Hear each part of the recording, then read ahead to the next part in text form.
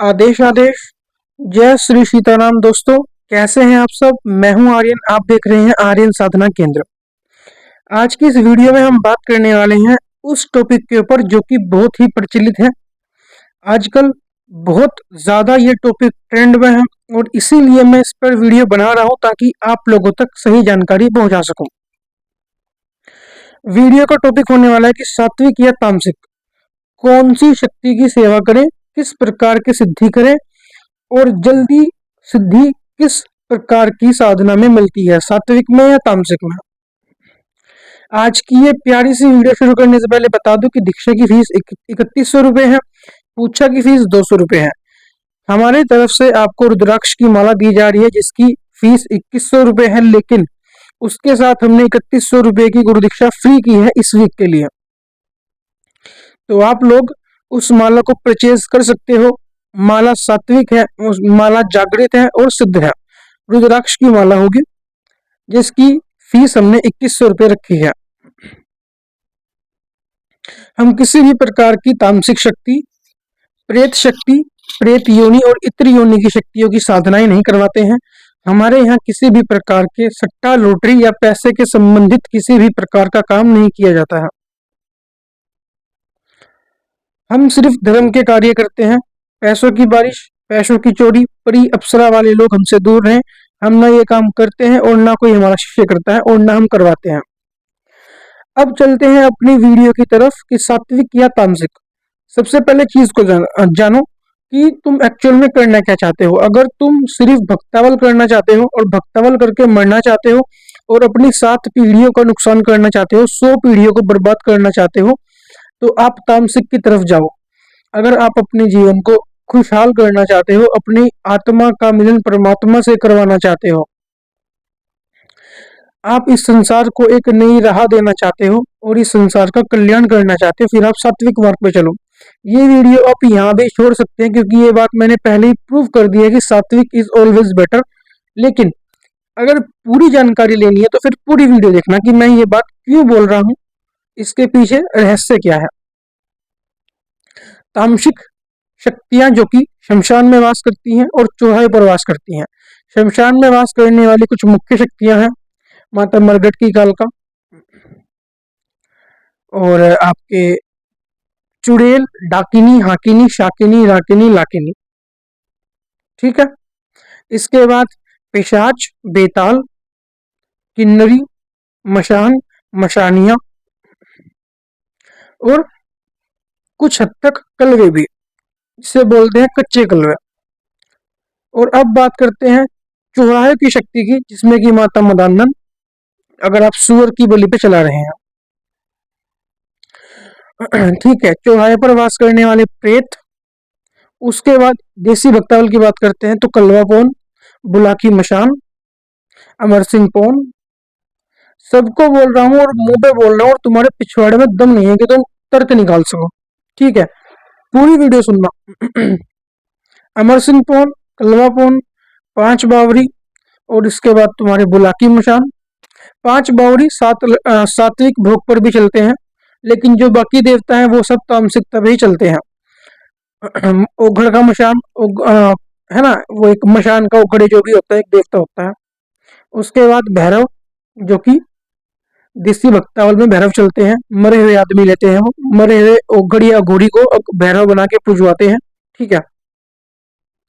किसी भी प्रकार का तामसिक वीर, गंधर्व, किन्नर, प्रेत, अगर तुम लोग ये सब पूजते हो तो तुम्हें इसमें किसी न किसी प्रकार की तामसिक भोग की आवश्यकता पड़ती है, जैसे कि दारू, लड्डू, 5 बताशे, 2 लौंग, ठीक है, जायफल और कमलगट्टे और एक बलि और एक शराब की धार। और बलि मुर्गे की या सुअर की या काले बकरे की या फिर काले भैंसे की दी जाती है। इसमें आपकी पिशाचिनी भी आती हैं इन साधनों में और अन्य अनेक शक्तियां आती हैं। ठीक है। जितने भी ये कलवे हैं, रक्ती कलवा, मनकवीर पौन, कलवा पौन और बड़ा पुड़िया कलवा पौन और बुलाकी मशान और जितने भी मशान हैं ये सब इस कलयुग के सिर्फ और सिर्फ एक राक्षस हैं प्रेत हैं जो कि इंसानों को खा रहे हैं, और ये देसी भक्तवल वाले सारे लोग इसका कारण है, क्योंकि ये लोग पुजवा रहे हैं दूसरों के घरों में कि तुम्हारे घर में आराम होगा, पर एक्चुअल में कभी आराम नहीं होता है, कभी आराम नहीं होता है, कभी भी आराम नहीं होता है। देसी भक्तावल में लोग पूजा पाठ करके, बलि करके किसी को ठीक करते हैं, 1 हफ्ते का आराम, 1 दिन का आराम और 1 महीने का या 1 साल का आराम दे देते हैं, लेकिन फिर वो दिक्कत बाद में उपजती है और बाद में वो दिक्कत फिर आती है और पावरफुल होके आती है। उसी के बीच तुम्हारे घर में कलवा पून पुजवा देंगे, बुलाकी पुजवा देंगे, या फिर किसी भी प्रकार का पितृ पुजवा देंगे, अपना ही कोई रेपा पुजवा देंगे, ठीक है, ऐसा कुछ कर देंगे।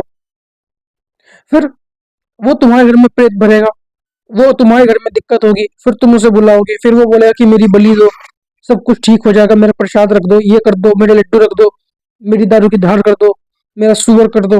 फिर तुम करोगे, तुम्हारे घर में आराम हो जाएगा, कुछ साल फिर आराम रहेगा, कुछ महीने, फिर वही दिक्कत होगी, और फिर तुमसे भोग प्रसाद ऐसे ही मांगा जाएगा पूरी उम्र तक। फिर तुम्हारी पीढ़ियां बर्बाद होंगी, क्योंकि आने वाली पीढ़ी अगर तुम्हारी नहीं मानेगी तो फिर उसको भुगतना पड़ेगा, यानी कि तुम्हारी सारी पीढ़ियां बर्बाद। मुझसे भली कुछ ना हो, मैं एक भी आदमी का भले तंत्र ना काट सकूं, जबकि ऐसा है नहीं।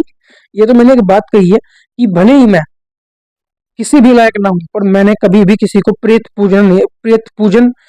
पूजना नहीं सिखाया। मैंने हमेशा सात्विक देवताओं की शक्ति लोगों को प्रदान की है, ठीक है, जिसमें गोरखनाथ जी हैं, भैरव बाबा है जो कि सात्विक रूप, जो कि भैरव है एक्चुअल में, जो मेन भैरव है, जो कि शिव के रुद्र रूप है, ठीक है, माता दक्षिणा काली जो कि महलों की रानी है, भगवान शिव, माँ गौरा पार्वती, 52 शक्ति पीठों की शक्तियां, नव दुर्गा, मैंने इन सबको प्रमोट किया है, तुम्हारे जैसे ये देसी भक्तवल वाले लोगों की तरह नहीं कि दुनिया दुनिया के घर बर्बाद किए हैं, ठीक है। अब बात करते हैं बेटर कौन है। तो सात्विक हमेशा बेटर है, क्योंकि अगर तुम लोग सिर्फ अपना जीवन बर्बाद करने आए हो तो बिल्कुल तुम तामसिकता की तरफ जाओ, तुम्हारी पीढ़ियां बर्बाद और तुम बर्बाद। अगर तुम अपनी पीढ़ियों का उद्धार करना चाहते हो जो बीत चुकी हैं, जो कि पितृ योनि में है, और अपनी आने वाली पीढ़ियों का भी तुम करना चाहते हो कि हम अच्छे हों, सात्विक हों, भाव रखे भगवान के लिए मन में, और तुम अपना ये जीवन सफल करना चाहते हो जो तुम्हें मनुष्य रूप में मिला है, फिर तुम सात्विकता की तरफ जाओ, परमात्मा की तरफ जाओ, शिव की तरफ जाओ, विष्णु की तरफ जाओ, कृष्ण की तरफ जाओ, ठीक है, नवग्रह की तरफ जाओ, नवदुर्गा की तरफ जाओ, 52 शक्ति पीठों की शक्तियों की तरफ जाओ, माँ दक्षिणा काली की तरफ जाओ, माँ गौरा पार्वती की तरफ जाओ, सबसे उत्तम तो वही है जिनके गर्भ से पूरी सृष्टि ने जन्म लिया है, पूरे संसार ने, पूरे विश्व ने जन्म लिया है, पूरे यूनिवर्स ने जन्म लिया है, उनकी तरफ जाओ। पर तुम्हें जाना कहाँ है, तुम जाओगे तामसिकता की तरफ, जहाँ तुम्हें 41 डेज की तुम साधना करोगे बावरे की या फिर किसी भी शक्ति की, 41 डेज में तुम बलि करोगे, उसके नाम से धुना चलाओगे या फिर कुछ भी करोगे, और तुम पूजा पाठ करोगे, आधा घंटा ध्यान करोगे, और फिर तुम्हें 41 डेज बाद अपने गुरु के पास जाओगे, तुम्हारा एक अखाड़ा होगा और अखाड़े में तुम्हारे ऊपर शक्तियां खेल जाएंगे, एक शक्ति खेलेगी और फिर वो अपने साथ 1000 प्रेत तुम्हारे ऊपर चढ़ा देगी, उनके वचन होंगे और वो तुम्हारे लिए काम करेंगे, तुम्हारे पीछे तुम्हारे घर में प्रेत भरेंगे, फिर तुमसे भोग प्रसाद लेंगे, और फिर तुम्हारा ही नुकसान करेंगे घर में, और तुमसे ही भोग प्रसाद ले लेके खुद को पालते रहेंगे तुम्हारे घर के अंदर। करते रहो, बिल्कुल करो, अपनी पीढ़ियां बर्बाद करो, खुद भी बर्बाद हो जाओ। वही बात करते हैं सात्विक की, किसी भी एक शक्ति को पकड़ोगे, वो कभी तुम्हारे सर पर आके नहीं खेलेगी, उसका मंत्र जाप करोगे, उसका हवन करोगे, तुम्हारे घर में बरकत होगी, माँ लक्ष्मी का वास होगा, माँ अन्नपूर्णा का वास होगा, तुम्हें देव दर्शन होंगे, तुम्हारे सातों चक्र क्लीन होंगे, तुम्हारे 5 तत्व क्लीन होंगे, तुम्हें तुम्हारी दिव्य दृष्टि खुलेगी, तुम्हारे सातों चक्र खुलेंगे, फिर तुम्हारी दृष्टि खुलेगी जो कि 5 प्रकार की दृष्टि है वो खुलेगी, फिर तुम परमात्मा की तरफ जाओगे, तुम अनहद नाश सुनोगे, तुम उसको बंद करोगे, और तुम अपनी आत्मा का मिलन परमात्मा से करोगे, तुम अपने सूक्ष्म शरीर बनाओगे जाप कर करके, और फिर तुम अपने सूक्ष्म शरीरों के साथ एस्ट्रल ट्रैवल करोगे, ठीक है, अलग अलग यूनिवर्स में जाओगे, भगवान को जानोगे, परमात्मा को जानोगे, तुम क्या हो अपनी आत्मा को जानोगे कि तुम्हारी आत्मा क्या है, तुम्हारा सूक्ष्म शरीर क्या है और तुम्हारा भौतिक शरीर क्या है, तुम वो सब जानोगे। तो तुम खुद सोच लो, तुम्हें कुएं का मेंढक बनना है या फिर समुद्र की शार्क। सब कुछ तुम्हारे हाथ में है भाई, सब कुछ तुम्हारे हाथ में है। या तो समुद्र की शार्क बन जाओ, ठीक है, वेल बन जाओ, या फिर कुएं का मेंढक बन जाओ, जो कि कुएं में ही टर टर टर करेगा, ठीक है, पंचायत को मत्था करेगा और मर जाएगा, बात खत्म। फिर वो भी ऐसे ही किसी के ऊपर बन के खेलेगा आजीवन तक, चिरकाल तक। उसकी कभी मुक्ति नहीं होगी, क्योंकि उसने अपने जीवन में इतने पाप कर्म किए हैं, इतनी बलि की है। अगर तुम लोग बलि कर रहे हो तो तुम्हें लगता है कि तुम्हें परमात्मा माफ करेगा?